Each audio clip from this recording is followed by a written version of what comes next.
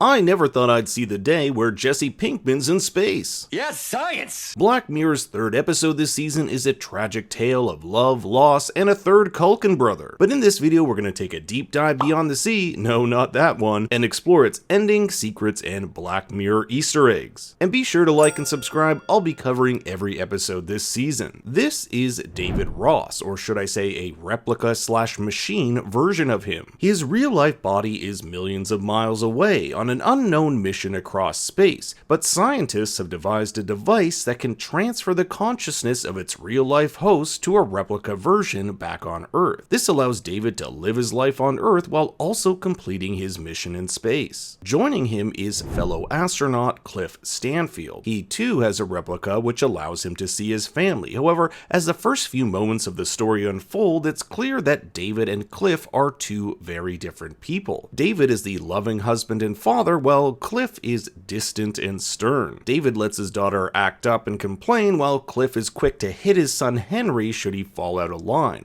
But their differences don't stop there. David lives in the city, takes his family out to the movies, and is happy to chat with fans about his mission, while Cliff purposely moves his family away from the city to the seclusion of the country. In fact, the first book we see Cliff's wife Lana reading is Arthur Haley's Airport, a story about a man's devotion to his job tearing apart his family and his marriage. Our first Easter egg comes at the movie theater, where you can see a list of films playing. One in particular, Space Fleet, is a nod to Season 4's USS Callister. Not much is known about this mission. Throughout the episode, we only get a few bits of information. For example, they are on year 2 with 4 more years to go, which is a hell of a lot of time considering how this story ends. In terms of what this mission is, we only get one line. The human experience, the survival of the human body, of life, that's really central to the mission. Perhaps their mission revolves around life's ability to survive in space. They also have a room filled with different plants, but I'm unsure whether that's just for oxygen or research purposes. The episode is titled Beyond the Sea, which is the English language version of La Mer, the song that plays while David gets a bit frisky with his wife. It is also the song that plays at the end of the episode. Its lyric tells of lovers reuniting from beyond the sea, although in this context it's space. As we get closer to the story's inciting incident, the differences between Cliff and David become ever more apparent. David can't keep his hands off his wife, while Cliff won't even kiss her goodbye. David's room in space is filled with pictures of his family, of life, signified by a bonsai tree, while Cliff's is barren. Now David's world turns upside down with the arrival of a hippie gang led by Rory Culkin's Kappa. This is actually hinted at a few scenes earlier when David's wife notices an odd van parked across the street from their house. Each of these hippies are named after letters of the Greek alphabet, and they become obsessed with David, believing he's an abomination, that David goes against everything that is natural. You may have also noticed Kappa reciting this line. No stranger in the crowd could doubt.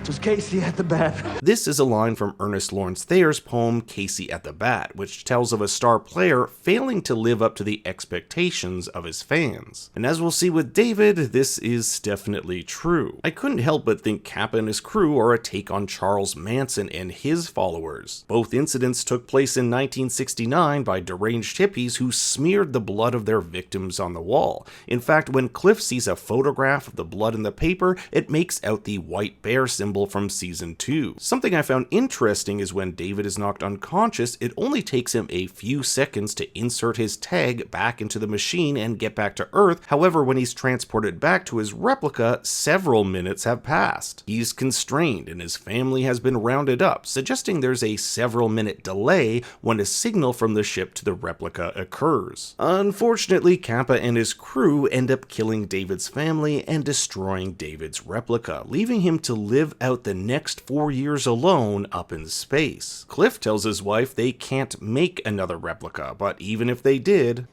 What does he have left here?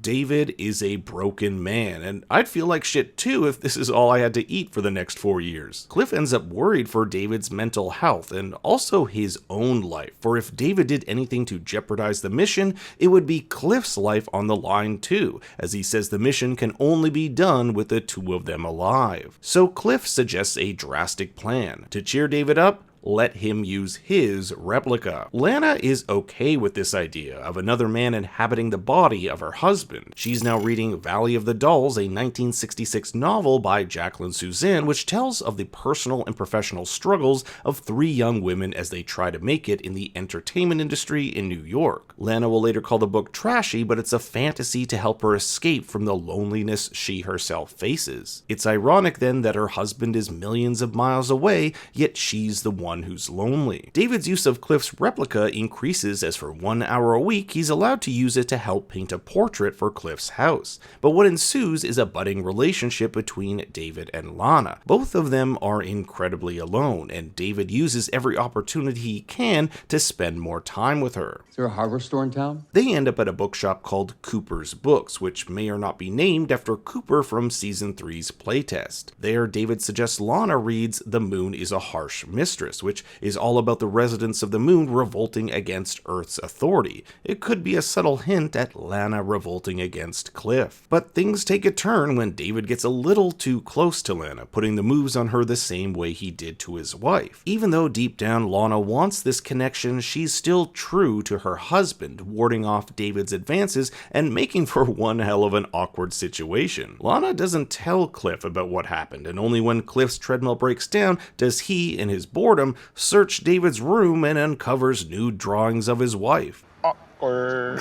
So Cliff gives David a big ol' shiner to the face, but David's quick to let him know how he really feels. You have got it all, and you don't even care. Cliff has it all but doesn't care, and David has nothing but cares. Back on Earth, Cliff, in Cliff's replica, confronts his wife about the affair, and Lana is brutally honest. So no, he didn't touch me, but I wished he did. It's here Cliff realizes what a terrible husband he's been, neglecting his wife and not being the man he should be. He apologizes to her, accepts his faults, and it seems like he and Lana are ready to move on. But there's still the question of David, who has 4 more years up in space. When Cliff returns to the ship, David wants one last opportunity to use Cliff's replica and apologize to Lana, or at least say goodbye. Cliff doesn't allow this, stating that Lana never wants to speak to him again. The thought of you returning makes her vomit. We never find out if Lana actually said these things, or if it was just Cliff digging into him, but it's certain that these words inspired David to do what he does next. Cliff is called back to the ship for an emergency coolant leak. As we saw earlier in the video, Cliff seems to be the one in charge of any repairs outside the ship, but when Cliff gets out there, he realizes nothing is broken. David has used this opportunity to go into Cliff's replicant and kill Lana. Now you might be asking yourself, did he do this to get back at Lana or at Cliff? Now I personally lean more toward Cliff, evidenced by when he kicks the chair over almost as if to say, come join me in my hell. He wanted to see the pain on Cliff's face. There's no mention on what happened to Cliff's son and whether or not he was murdered too. However, I love this spinning shot when Cliff discovers the body, which not only depicts his world turning upside down, but mimics the spinning of the earth. You may have also noticed that David reads a book by Ray Bradbury called The Illustrated Man. It's a collection of short stories which deal with the recurring theme of the cold mechanics of technology and the human psyche. How has technology affected the psychology of our characters here? Now, the implications of David's decision are quite profound. Will the authorities on Earth blame Cliff for the murders? And what will Cliff do now that his family is dead? If he kills David, he'd be killing himself, as he previously said the ship needs 2 people to survive. The episode ends with the titular song Beyond the Sea playing as our characters drift further and further away from Earth, those they love, and perhaps their own sanity. Thanks for watching, everyone. Please be sure to like and subscribe, and let me know in the comments below what you thought about Beyond the Sea. For more bad takes, you can follow me on Twitter and Instagram at ThinkStoryYT. Until next time, remember... Yes, science!